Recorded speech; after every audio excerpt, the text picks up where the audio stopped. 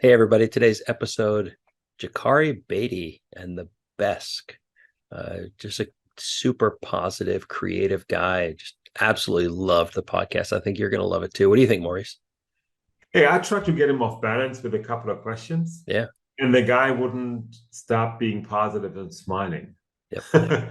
No, I'm half kidding when I say this, but we have yet to have a person on the podcast that just didn't stop smiling because they were so positive, and that seems to be like in the structure of his life because his life story is not easy, right? Yeah. But he Yeah. still True. didn't let himself being stopped by that, right? Yep. All the positive and all the negative, he just kept on doing. And I think he should be a beacon of light for everything that we should be and want to be, right? Mhm.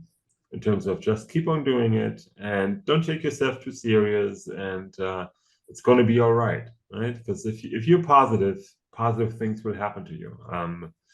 I'm just for that perspective, I loved him having him on as a guest, and then his ideas with that backpack and how you went about that is, yeah, you guys need to watch the show because I'm not going to take it all with you, away from you guys. All that you have to do afterwards is order one of these things, right? Because you're going to need it anyways. Oh yeah. Um, yeah, watch the show. Don't click away.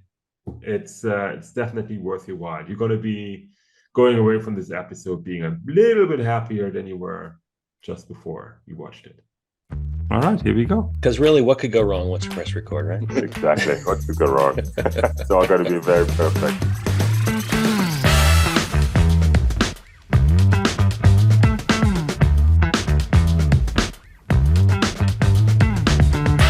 Welcome, everybody.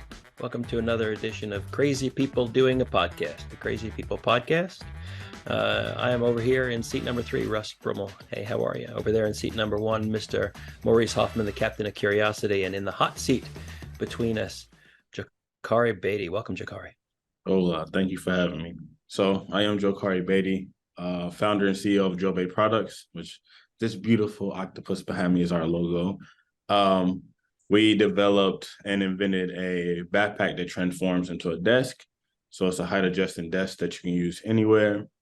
And you can also put your storage inside, hence the backpack. And we are located in Louisville, Kentucky. Coolest city on the planet. There you go. There goes the Louisville gang again.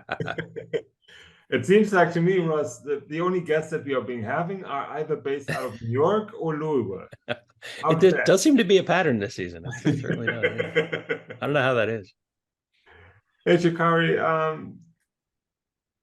from what I read from you is you started off inventing and doing your backpack twice. You went for crowdfunding twice, and the first one failed. So give us a bit of a background. Why did it fail, and what else came about? Certainly. So the first time, it wasn't necessarily like a serious crowdfunding campaign. What actually happened, it was for a final for my class in college. Yeah. So most people got to make up ideas, but I was really working on the Besk at the time. So I went through, tried to create a campaign page, did everything, and it just wouldn't post. Like you push the post button, it wouldn't post. So out of like all my years in school, that's the only class I failed, all because of my crowdfunding did not post. So ended up failing that class. But I feel like I had a lot better opportunity. I took the class again with a different teacher and actually got exposed to a lot more in business. It was principles of business management. And then I actually ran the campaign seriously a couple of years ago, and that one ended up being successful. I like the grit in this because not giving up because just because of what a teacher said. I can remember I had a reunion. I'm not going to say the years because it was many years, and B, it's a long time ago, with a teacher. And that teacher honestly told me that he was surprised that anything ever became out of me. And I was like, how dare you say that? And I had it in some stupid subject that didn't matter to me. I just had to take it. And I was like, the audacity of that guy, right? So I love that you didn't let the teacher stop you. And that's perfect. So you're an inventor. Yes, sir. Where did you get the idea from? I love inventing, but not me. I mean, I love inventors. That's what I should have said. Where did you get the idea from? How did it all happen? So I was afforded to go to college on a track scholarship. And honestly, I just chose between the two schools that were the furthest away from Louisville, just because I wanted to get the experience living somewhere else. I'm originally from Lexington, but I've been in this like region majority of my high school and below life. So I got to go to a school in Ohio, and I had this thing because I knew I wanted to be an inventor. So I had an idea book. So anytime I ran into a problem, I would write that problem down and then come up with a solution and then create some type of concept art with that. So when it comes to the Besk, I used to ride my bike to the banks of Lake Erie and sit on these really large boulders. And I would sit there and watch the sunrise a couple of days a week before I ride my bike back to school. Being not the biggest fan of homework, one day I was sitting there and I'm like, this would be a cool place to do some homework. But all I had was my backpack with my bike tools in it and a couple of books. And I was like, man, I wish those picnic tables can be moved over here and they give me something to write on, but the ground will be uneven because I'm on boulders. So I was like, what would be even more cool is if I can find a backpack that kind of transforms into a desk. And after that, I just went on Amazon, tried to find it, went on like Google, try to find it. I'm like, all right, I'm not seeing anything. Let me write this down as a problem, solution, and a couple of different pieces of concept art. So that was the pretty much the origin story of where the Besk came. Wow, I love that. So you did the crowdfunding, and you used the Besk at the concept. So that was the topic for your crowdfunding and topic of your class, right? So what happened after? Because you started it again, you did it with another professor, and eventually now you have that logo behind you, the company behind you. So how was that journey? What were the lessons learned along the line? Certainly. So when I had to take that class over again, crowdfunding was not a part of like the class. But the teacher saw that I was really working on a real product that I wanted to move forward with in real life. So she took me to like a seminar. It was like $1,500, like kind of like, I don't even know what to call it, but it was like a whole summit. So I got to go on a scholarship to there. And then when it came to the actual crowdfunding campaign that was successful, honestly, that was supposed to be kind of like a practice version to see how to do it right. If you ever go back and see like our original video, it was like recorded on like an old iPhone, and that was for like a pitch competition a little bit before that. And I was like, all right, I want to learn more about the fundamentals. And someone was like, just try it. And then if you don't get it, you'll see how it does. And you can learn. But within like the first like 2 days, we were like #1 trending in the US and #2 in the world on that campaign. So I was like, all right, this practice may become real. And as we start to raise more and more money, I was like, all right, more serious, more serious, more serious. And to the point where we were able to raise what we were looking for at the time. That is fantastic. So how has been the journey since then? What were the next? It's been great. We've had like a lot of growth since then. At that time, it was more we had the concept and we needed to get it into the point where it could be mass produced. So the funding from that crowdfunding campaign was allocated toward like development and helping get like some CAD designs of our product, because everything before then was made by me just by hand. And we had an engineer to our team, and we got it to the point where that Kickstarter helped show traction for us. And through that traction, we've been able to raise a lot more money to show that people are willing to buy a product that's brand new from someone they don't even know. So imagine if it's someone that they do know and a proven product that's in the market, then it could be a pretty large market for the product. So it did exactly what its name is. It literally kickstarted our journey in multiple aptitudes. Fantastic. So what is your status today? Where are you with the company today? Right now we have our own facility. We assemble Besk. We ship them out, working on a couple of different iterations. We're acquiring like feedback. All right, what could be better? what kind of accessories would you like in the future? So we're working on all those different aspects at the same time. We're more of like an actual like moving, running business, have to make sure we take care of financials, inventory, tracking. It's full steam ahead right now. Fantastic. What are the lessons learned so far? I mean, because you told me about the engineering part, so that you built it yourself, that you eventually added an engineer. What about the finance stuff? What about the marketing? What about the other areas, the sales and so on? Because that doesn't just happen, right? You have to work for it. 100%. So funny story about me. Before I graduated college, I read one book in my life, like one full end-to-end book, and it was like in 4th grade. It was called Call of the Wild.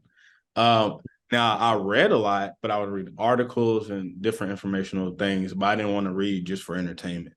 So after I graduated from college, I realized I didn't have professionals teaching me every day. So I had like a large gap. I'm like, I need to be learning. So that's when I started to dive more deeply into books. So like on my like left right here, I have plenty of the books that I reference, and also have a library at home of like if I'm trying to work on marketing, I grab usually a couple marketing books at the time, a couple sales books at a time. And so much so when I go to the bookstore, the last time I went, the lady asked me if I had a near-death experience because I was buying 18 books at the same time. She was like, "Are you okay?" I was like, "Yes, I just don't like to come here often, so I try to grab as many as possible and then read them and then come here for another 18 books." That is fantastic. I need to send you a marketing book that you can just put there. Don't read it, just put it there. It'll probably end up getting read. Like right now, I had someone stop by yesterday and they saw I had like a bookmark and a book on the desk. And when I transferred the best for somebody, there was a book inside with a bookmark. And then they're like, "Are you reading 2 books at the same time?" I was like, "Yes, I'm reading 2 books at the same time, but I'm also listening to a separate audio book in the car when I'm driving." And they're like, "All right, you may be a little crazy." I said, "There's a lot I need to learn." And I feel like I always want to like continue to learn because you can always improve upon yourself. So yes, we have a great team. We've added, we contract out as well, but I also love to be able to understand what's going on in every aspect of our company. So I try to make sure I'm like up to the most current terminology, language, calculations, pretty much everything. Yeah. The 3 first hires you did for your company. 3 first hires? Yeah. 3 first hires were engineer, a COO, and marketing. Those were the first 3. Yeah. Also solid hires. How you doing with your finance? Is that something you do yourself, or is that the CEO doing, or both? So our COO is transferring into more of like a CFO.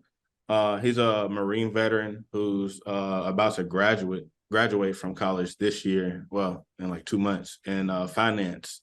So we're like, you can kind of transfer over to a CFO rather than COO.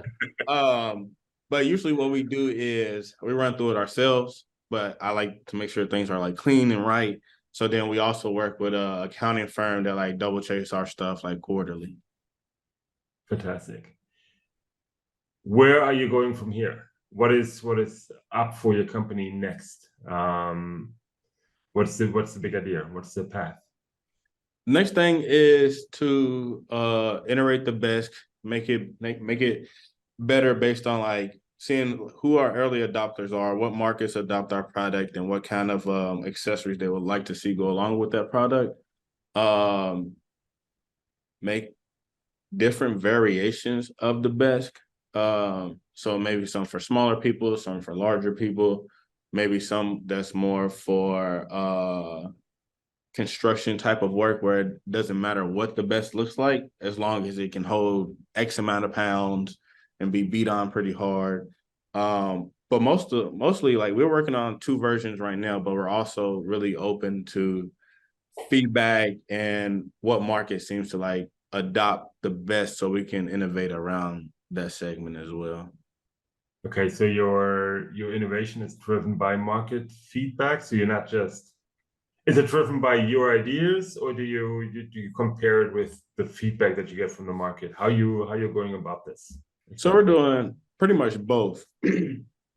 So we have our own ideas as a team on like different iterations that we can make and improvements. But also, I've learned just through like research and things like that, you can always innovate a product, but you want to innovate a product to a point where like you're taking the feedback from your market to make that product better in their eyes. So I can say all day, like, it'd be cool if they had rockets on here and we could do backflips off of it and it sounds cool, but no one would buy it. Whereas like someone could just say, you know what? I wish the desk was a little larger. And I'm like, all right, that's probably a lot cheaper than adding rockets on here. And maybe a lot more people may actually agree with that. So I feel like listening to like the people that have actually paid money for your product, that want to see it succeed, and that actually use it on a day-to-day basis in different fields, because we've noticed that I originally built it as like a student, but a lot of people aren't necessarily using it in like student applications, but in other applications that we may have never even thought about. And they're also giving us feedback on like what they think may be great, or something as little as, you have good instructions, but they could be better. So like working on instructions to the point where now we've added like a video that goes along with our instructions so they can see like how we manipulate the Besk in order to transform it. Yeah, I love that consumer-based feedback, because it also helps strengthen that relationship between us and the customer, where we're not just putting a product out, but we're also trying to like maintain that relationship. And literally some feedback, they're like, oh, could we add this? And honestly, sometimes we make the piece and we'll send it to them to test it out. Like, let us know what you think about it. So we can kind of like build that one-on-one relationship, because we know that these really early on relationships can literally make or break us as a company. So It's here's kind of interesting. I ordered a Besk because I saw JoCari early on in his Kickstarter, and got it in, and there was extra parts in it, and they were like, here, there's extra brackets here to give it more support. Try these out, see what you think of it. Which I thought is a really cool way to kind of iterate on the product. It's not even like, oh, I'm going to release a new feature and then sell the new feature and then get people to try it. It's like, I'm going to just proactively push it out there and say, is this a better thing? Is this, which is really cool. So the question there, JoCari, is that just like your natural approach of like, let's try something, let's get it out there, let's figure it out? Or did you learn that along the way? Did somebody teach you that? My thought process is, early on, I really wanted to be a perfectionist. I was really big into art, and I would never let people see my art until like it was finished. Yep. And if I messed up on like one stroke, I'll just restart again. But then I got to the point where I was doing like more and more like learning and things like that, and it takes a long time and almost impossible to make anything perfect, especially from scratch. So it's talking about like get the feedback from the people who would use your stuff and see what they think about it. And early on, a little bit after the Kickstarter, I remember we had a lot less well put together Besk than we do now. And we were unsure about the stability of it. It had way less stability than it had now. And some of the team was like, yes, release it. Other half was like, nah, don't release it yet. So I said, you know what? Let's see what people think. So I took one to the waterfront, which is like right off the river here in Louisville. And I would find people. I was like, can you just test this out for me? Let me know what you think. And I would give it to people, and they would test it out, flip it out, put stuff on top. And literally the first reaction of the first person goes, wow, this is surprisingly stable. And like, it's the complete opposite of what we thought. We're like, what? It doesn't. He's like, no, it moves, but it folds out. Like, I thought it would just like fall over. Like, it folds out from something totally else. So it's like, in your mind, it wouldn't be super stable, but once you set it up, he's like, I could put water on here, a drink, book, anything. It's like, it's not to the point where anything will fall off. And we loved that. But at the time, it took some time it was during COVID, so we couldn't get a lot of pieces. So we still continue to like work on ways to make it even more stable, even though that base said it's good to go. We're like, we're going to make it better just because we have some time, because of delay in pieces. Look, you seem to be super positive, super curious, and whatever. but there has to be what I call the Sunday evening moments where you're just scared of positive and negative. I want to ask you for both examples where you're just scared of what's going on, scared of you're not going to make it, or scared of you're going to make it, right? So what were those moments for you, and how did you go through them and not let them stop you, right? Certainly. So on that, I started working on Besk in 2014 when I was back in my sophomore year of college. And every day since then, I've worked on Besk in some format. And it got to the point where, like, even when I didn't want to work on the Besk, I would work on Besk. Even if I didn't know what to do, I'm reading like venture deals on how to like read terms and conditions when I don't even have a prototype to show it. And I feel like that helped prepare me for like times where like I really probably should have been, like most people would have been more ignorant going into certain situations. But since when I was bored, I did a lot of like learning. I prepared myself for a situation I didn't know I was going to be in for a long time. So for an example of a time where I was like, I just don't know. So we have like a couple hundred Kickstarter supporters, pre-orders from there, people that order from the website. And we've gotten all the way to the point where we have molds, we have this, we have that, but we don't have enough money for all the actual pieces to come in. So we had like maybe like 50% of the pieces back there and running extremely low on funds. So I was like, all right, this is great. We have everything in place except the parts to send out. Well, to assemble to then send out. What I did was I continued to work on the product. I was like, all right, if we can't send them out yet, then we'll just continue on like building and making it better. And eventually, throughout like some of my efforts of fundraising and things like that, we were able to raise like $205,000 after that. That then was able to pay for the rest of the inventory to come in so we can start to go ahead to assemble all the rest of the pieces and send out. I think that was probably one of my most like scary times where I wasn't unsure if I wanted to do it. I was just unsure like how we were going to do it. And continuing to like work and opportunities would come across from relationships that I built a long time ago. And they just kind of like all came together at the right time to make that happen. So that's one of those moments. And the other side for like good, like I can't believe this is happening, would have to be pretty much every time we raise money, especially I say the biggest first one was like the Kickstarter, where we would see like the money coming in and we would see like we're trending. And then we fell under trending because we had a really low resolution video. But people still found their way to our campaign and we made it. And I remember someone told me, like, I can't believe I've never seen anyone do this like you before. Like, this is something that you see on like YouTube or a movie. And I was like, honestly, me neither. They were like, how? You always said this was going to happen. I was like, I always believed and wanted it to happen, but now it's really, really happening. Like I see the money in the account. I'm talking with designers from Nike on making the best of really comfortable padded product. And I was like, I'm really in like a room where all the things that I envisioned in my mind is coming into fruition. So yeah. What's the next vision? Where are you going from here? Next vision is pretty much let more people see the Besk, because the Besk is a product that you don't wake up every day and say, I want a Besk. I mean, a backpack that turns into a desk. It's one of those products that you have to see and like, oh, that could be really useful.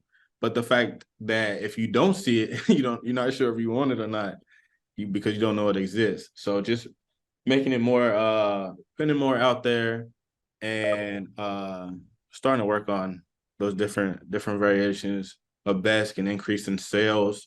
We've already started to sell Besk worldwide, which is pretty fun. So trying to tap into those separate markets across the world without having it have like a crazy shipping cost as it does now when you're overseas. The thing that's amazing to me, though, JoCari, is that you started work on this in 2014, but the remote work thing that actually sort of kicked you higher didn't really happen until 2020. Yep. Right? You had this vision of this would be a cool thing to do because I like to do it. And then all of a sudden it just fell into the right thing where everybody wants to go and work in the park. Everybody wants to go work on the beach. Everybody wants to go and work, on the hillside overlooking the bay or whatever it might be, right? And sometimes we have charging cables, Maurice. It's okay. It's not me. I'm just thinking of my wife here. I got you. But I think we talk to a lot of creators on this podcast, and so many times you see people who say, well, I saw this problem and then I came up with a solution to it because the problem was in the market. But for you, the problem was just in your mind and in your heart, right? And you came up with a solution to it, and then the market kind of embraced it and grew into it. And it's one of the reasons why I've been kind of lurking on the sidelines, watching your entrepreneurial journey along the way. But I guess the question I have is how did you maintain that faith, that belief of this is going to happen? I'm just, I'm going to keep working at it until it happens. Because you were talking about people who said, I can't believe this. And you're like, yeah, of course. I just had it always driving toward that vision. How do you maintain that vision over all those years when the market doesn't go, yes, please give us one of these? I think the beginning phase, like the first phase, was I was trying to explain it to people and people couldn't understand the concept no matter how well I drew it. So then I started to make prototypes to like, see, this is what I mean. And it may be like a flat piece of wood with yardsticks as legs. And they're like, I'm not seeing the backpack. So I have to make it better. And I would continue to like work on it. And another thing, I ran into the same issue, but in a separate setting. I ran track in college. So sometimes we'll go to a track meet for 3 or 4 days. I only compete for an hour and I'm still a student and have work that's due at the end of each day. So I was like, I'm having to like fight for the 4 tables at the track and watching thousands of track and field athletes sit in bleachers in uncomfortable positions. So I was like, this is another space where you could use a desk that has adjustable legs to have a flat surface to work from. So I would just see like little snippets of like, all right, this is another way that it could be used. This is another way it could be used. But I think mostly it was me trying to prove a concept that I had in my head could work in real life. And then it got to the point where other people would see it. And it was a very interesting thing when people started, it totally flipped, where I went from like disbelief that this could be a thing to like a super belief that you can make this happen. And I was like, this is like the largest shift that I've ever seen. So it was like a whole like uplifting community of like, you got this, you can keep moving forward. So even if I had like any doubts, which was rare to never, that I had like multiple people behind me like, nah, you're good. And usually I'm like, appreciate it. But in my head, I was like, no, I was working on it no matter what. Mm-hmm. So yeah, and it was the whole concept pre-COVID.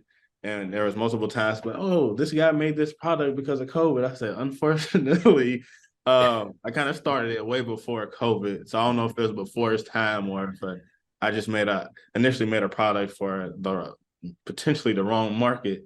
So that's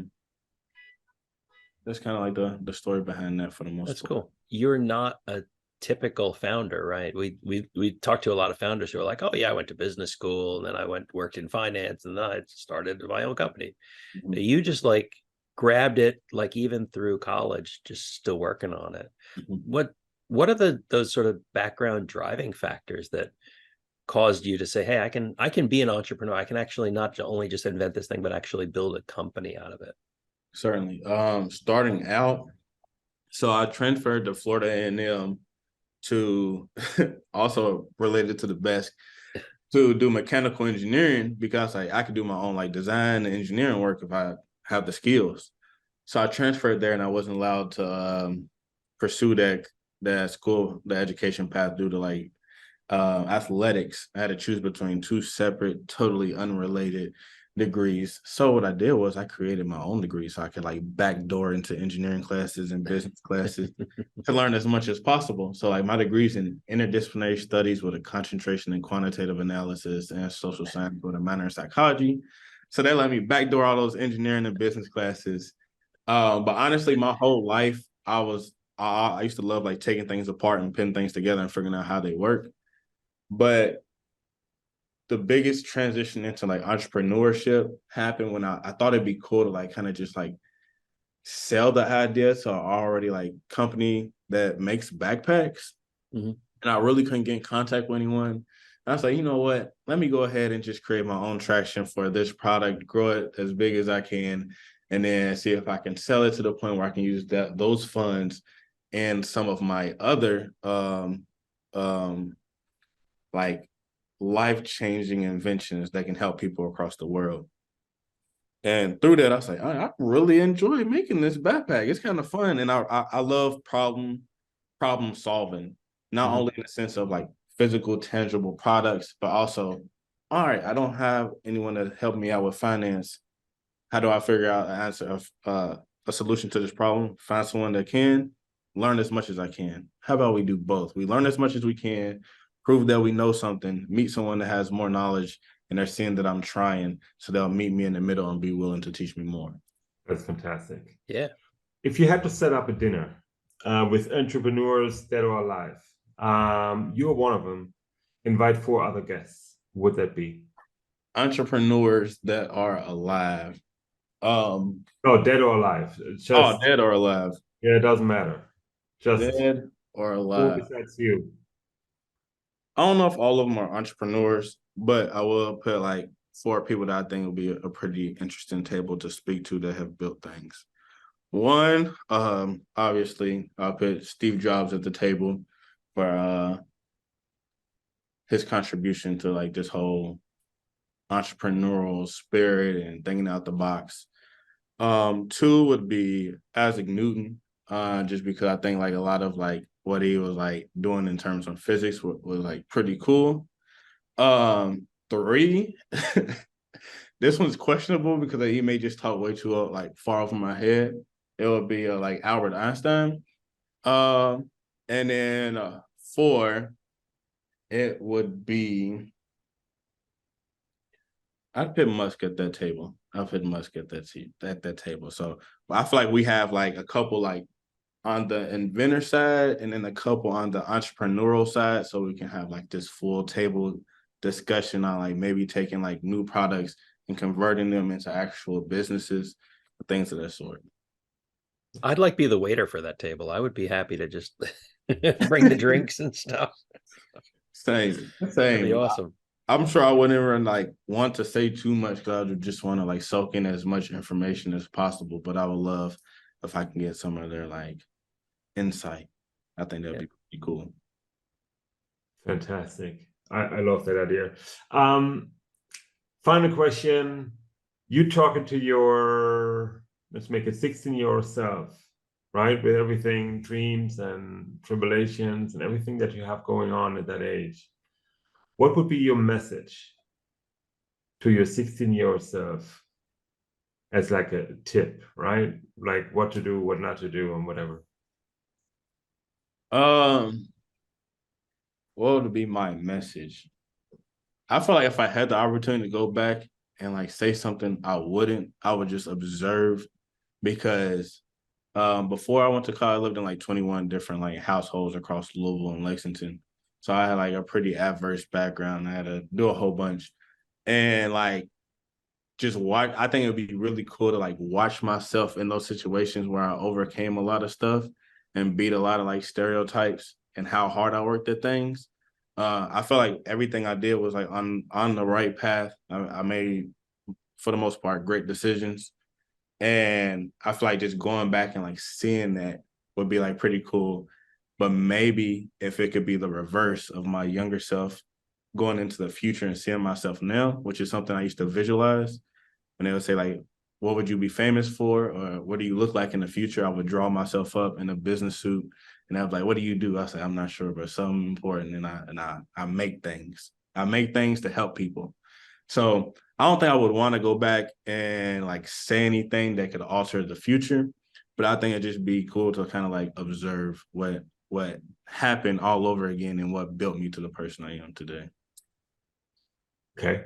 Then let me transform that question a little bit. If you talk to other young kids today, what are you telling them? What is it that they should do or shouldn't do? Number one, my motto is make it happen. Like whatever you want, just make it happen. If there's something that's like in the way that's not making it happen, move that out the way and still make it happen. There's plenty of times in the Besk process where I didn't have a piece because it didn't exist. That could be the end of the story. But instead, I'm like, I'm gonna make the piece to make this other thing happen. So no matter what's in front of you, like figure out a way to get around that obstacle, even if you have to build something to get past that, to get to where you want to be. I think that's one of my biggest things. And one of my favorite quotes when I was like growing up or a teenager was, you have like the option to either throw in the towel or use it to wipe the sweat off your face and keep going. So there's always that point where you're sitting there, you're like, is this too much? And you're sitting there contemplating like, all right, I could quit here or I can see what happens if I keep going. So even if you don't see much progress like on the outside, like literally I was working on this for 6-7 years before I received any money from anybody. And then within the time of like 2 years, we raised like almost $400,000. And any day in the first 7 years, I could have easily been like, well, I'm doing all this hard work and not seeing any return. So and enjoy the process, keep going, make it happen if you believe in it, and just keep pushing. Yeah, fantastic.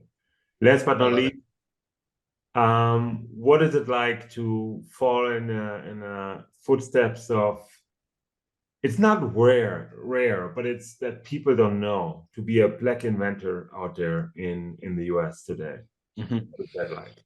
I think it's pretty cool. Because I got to do like a lot of research and learn more. Like I went to HBCU, and there I ended up learning a lot more about like Black history and Black contributions to like either American history or just history worldwide.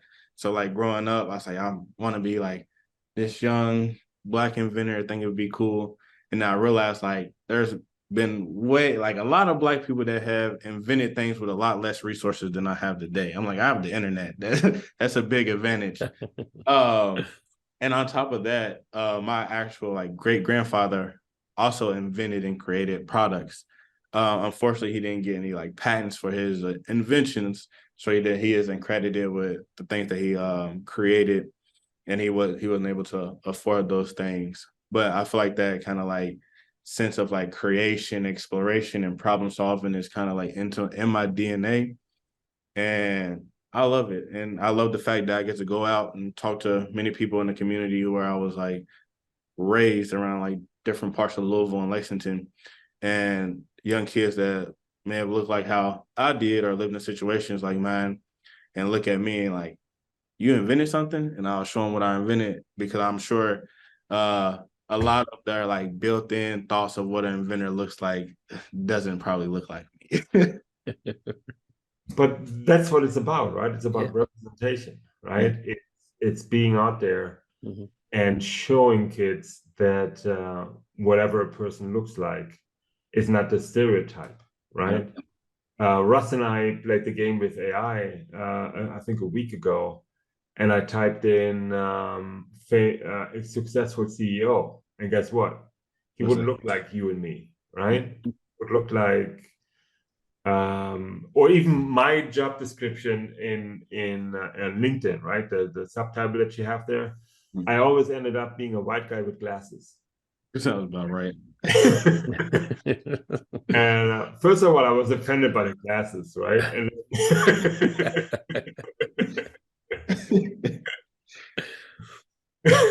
yeah, I think all this, like, it's really cool, especially like, not only am I like a Black inventor to them, I may be like the first inventor that they encountered in life. So it's like the first inventor that you encounter is also like Black. What's the likelihood of that actually happening? And I've had children or young adults like tell me, they'll be like, no offense, but if you can do it, I feel like I could do it. I was like, no offense taken. And he was like, depending on like the background of the student, we had one that said like, oh, you look like a rapper and this and that. But it's like you will take the passion that a rapper would put into his music and put it into like a product in your brain, which is really cool to see. And it makes him feel like, made him feel like he could do it. So I'm like, hey, I love that, because unfortunately I didn't really have much of that like growing up. I just kind of knew what I wanted to do and figured out a way to make it happen. What is the craziest invention that you learned a Black person did it? The craziest invention, I don't know. There was a lot of like cool stuff that I saw. I'm gonna transform this question a little bit, and I'll say the craziest invention that I try to make. I try to build a perpetual motion machine without knowing what perpetual motion was. And I tried to make a fish tank that ran on its own water. I'm big into like fish tanks and stuff. So I had an Archimedes water screw and a water wheel and 2 things of water, and it worked for a little bit. And I found out like Isaac Newton tried to build like that same machine. So I was like, all right, I'm in good company. Trying to be in a boat with Isaac Newton. But I don't know. I think like all of the inventions that I saw from Black people were like built mostly out of like necessity, which I think is pretty cool. And solving issues that like others couldn't at the time with a lot less resources. Yeah, I think there's a ton of them, but the funniest one might be the super soaker. Hey, I think the super, like, just think about like the super sucker and like what it turned into and how much fun it was. I'm like, man, that'd be a cool invention to make. Right? Mr. Lonnie Johnson. Yeah. That is fantastic. Hey, it was an absolute pleasure having you on. Thank you so much. You said you're shipping worldwide. You're shipping to Germany too? We actually did ship a couple to Germany so far. So yes. Get online, order one, Maurice. Let's go. Sorry? Get online and order one, man. I will, definitely. Yeah, thank you so much for coming on the show. I'm really looking forward to the reactions to what you said. I love your message. I love your product, and all the best, right? Great and let's come back on the show like end of next season and see where you're at a year from now. I'm really curious to see what you're doing, right? Awesome. Thank you so much. Thanks for joining us, JoCari. Thank you, Russ. I look forward to chatting some more. Oh, yeah. All right, everybody. This is another episode of the Crazy People podcast, and you just heard about a fantastic story. And why don't you tune in the next time when it's time for Crazy People with a podcast. All right? You take care and have a good one. Bye-bye.